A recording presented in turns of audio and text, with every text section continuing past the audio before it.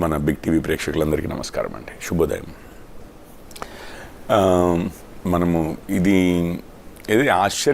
మాకైతే ఆశ్చర్యం ఏమీ లేదండి.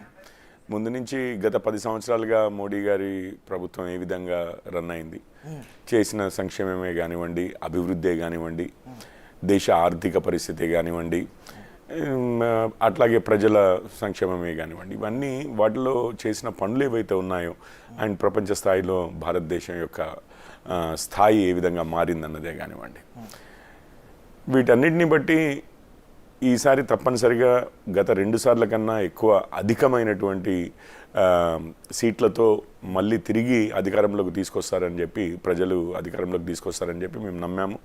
ఆ నమ్మకంతో పనిచేసాము. ఈసారి మీరు వినే ఉంటారు 400 పార్ అని చెప్పేసి ఎన్డీఏ మొత్తం కలిపి 400 సీట్లు లేదా పైన సీట్లు టార్గెట్గా పెట్టుకుని పనిచేసాము. అండ్ ఈ పని చేయడంలో కూడా అంటే ఈ భారతీయ జనతా పార్టీ ఏమీ ఎలక్షన్లు అనౌన్స్ చేసిన తర్వాత రాబోయే ఎలక్షన్ల ముందు ఒక 2 నెలల ముందు అప్పటికప్పుడు ఏదో ఎలక్షన్ మోడ్లోకి వచ్చి పనిచేసే పార్టీ ఏమీ కాదు. 5 సంవత్సరాలు పార్టీ ప్రభుత్వం ఎలా అయితే పనిచేసిందో అట్లాగే పార్టీ కూడా ప్రతిరోజు పనిచేస్తూనే ఉంటుంది. ప్రతి ఎన్నికలోనూ, అది చిన్న ఎన్నికైనా కానీ మీరు కూడా చూస్తూ ఉంటారు న్యూస్లో.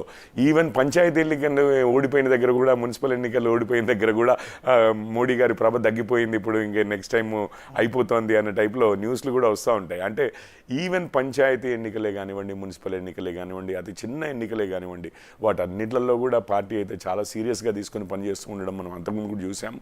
అండ్ పార్టీ విస్తరణ అనేది అది దేశం మొత్తంలో కావచ్చు, అంటే ప్రాంతాల వారీగా కావచ్చు, లేకపోతే ప్రజల వారీగా కావచ్చు, అంటే ఒక వర్గము ఇంకొక వర్గము అన్నట్లుగా ఆ విధంగా కావచ్చు, కంటిన్యూస్గా విస్తరణ అనే ఉద్దేశంతో సంఘటన అంటాం మేము, ఆర్గనైజేషన్. మా ఆర్గనైజేషన్ని బలపరుచుకుంటూ వెళ్తూ ఉండే పార్టీ. అంటే మీరు ఈ రిజల్ట్స్ అన్ని ఒక్కరోజు 2 నెలలు కావండి. 400 సీట్లు టార్గెట్ పెట్టుకోవడమే మీకు బూమరాంగ్ అయ్యింది అనేటటువంటిది ఇండియా కూటమి కావచ్చు, కొన్ని ఇతర వర్గాలు కావచ్చు చెప్తా ఉన్నారు. సో దానికి మీరు ఎట్లా తీసుకుంటారు? ఇప్పుడు 100కు 100 ఈసారి మ్యాథ్స్లో కొట్టాలి అని చెప్పి మనకి ఏదో 70 మార్కులు వచ్చేవాళ్ళము, 100కు 100 కొట్టాలి అని చెప్పి టార్గెట్ పెట్టుకుని పరీక్షకి వెళ్ళామనుకోండి. సరే ఒక 90 వచ్చాయి, అది మనకు బూమరాంగ్ అయిందనుకుంటే సంతోషం. వారి 30 నుంచి 10కి తగ్గుతూ ఉండగా వారి పరిస్థితి వారు గమనించకుండా వీరు అనుకున్న దానికన్నా 10 సీట్లు తగ్గాయి అని చెప్పి అనుకున్నారనుకోండి, దానికే సంకల్ గుద్దుకుంటే మనం ఏమి చేసేది లేదు. మనకు అంతకన్నా సంతోషకరమైన విషయమూ లేదు.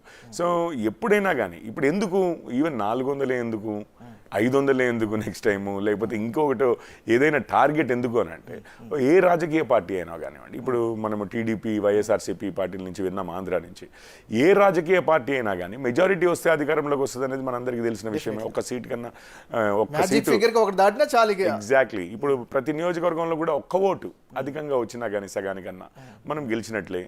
అంటే రెండో వారికన్నా మనకు ఒక ఓటు ఎక్కువ వచ్చినా గెలిచినట్టే, first past the post system చేయబట్టి. కాకపోతే ఏ రాజకీయ పార్టీ అయినా కానీ వారి ఆలోచన ఎలా ఉండాలి అంటే, ఎంత అధికమైన సపోర్ట్ మనకి, అంటే ఎంతమంది మన పార్టీని నచ్చి, మన సిద్ధాంతాన్ని నచ్చి, మన పనితనాన్ని నచ్చి మన వైపు వస్తే అంత మంచిది అని చెప్పి అందరినీ కలుపుకుపోవాలి అన్న ఉద్దేశం అనేది అందరికీ ఉండవలసిందే కదా. పోలింగ్ అయిపోయిన తర్వాత మీకు అదే వైపు కనిపించిందని మీరు భావిస్తున్నారా? నేను యాక్చువల్లీ మీకు ఒక విషయం చెప్తానండి. ఇక్కడ 13వ తారీఖు పోలింగ్ అయిపోయింది. దాని తర్వాత నేను ఇంకొక 2 మిత్రులను కలిసి, మా డ్రైవర్, మొత్తం మీద 4 కారులోనే ఒక 3 రోజుల తర్వాత 17కి మొదలై ఇక్కడి నుంచి మహారాష్ట్ర, మధ్యప్రదేశ్, అమేఠీ, రాయ్బరేలీ, లక్నో ఉత్తరప్రదేశ్లో, దాని తర్వాత అక్కడి నుంచి ఆగ్రా, నోయిడా, ఢిల్లీ, పంజాబ్, హర్యానా, పంజాబ్, రాజస్థాన్, గుజరాత్, ఇవన్నీ మళ్ళీ వయా మహారాష్ట్ర, కర్ణాటక అండ్ తెలంగాణ, ఇదంతా రోడ్ ట్రిప్ చేశాం. అసలు ఎందుకు అని అంటే, నిజంగానే నాకు మీరు అడిగిన ప్రశ్ననే. అప్పటికి మనం వింటూనే ఉన్నాము, అసలు ఫస్ట్ ఫేజ్లో ఓట్లు వేసేవారి శాతం తగ్గింది చేయబట్టి అసలు అంతా అయిపోయింది, వ్యతిరేకత ఉంది, అందుకనే ఉత్సాహం లేక రావట్లేదు, లేకపోతే ఎండలు అని చెప్పి ఇంకొకరు అన్నారు. సరే, దేశం మొత్తంలో వివిధ రకాలుగా ఉంది, ఈసారి ఇండి కూటమి అధికారంలోకి రాబోతుంది అన్నట్లుగా చెప్తూ ఉంటే అసలు నిజమేంటి తెలుసుకుందామని చెప్పి, నేను ఇప్పుడు చెప్పినది 5,700 కిలోమీటర్లు అండి, 5,670 కిలోమీటర్లు 11 రోజుల్లో తిరిగాము. రోజు మోర్ దెన్ 500 కిలోమీటర్స్ తిరగగలిగాము. అది చాలా స్మూత్గా.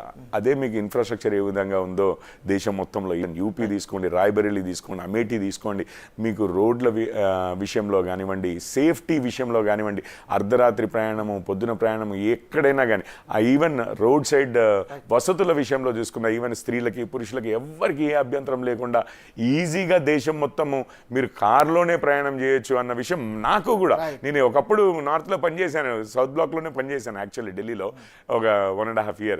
కానీ అప్పుడు సివిల్స్ వచ్చిన తర్వాత దాని తర్వాత రిజైన్ చేసి బయటకు వచ్చేసాను, అది వేరు.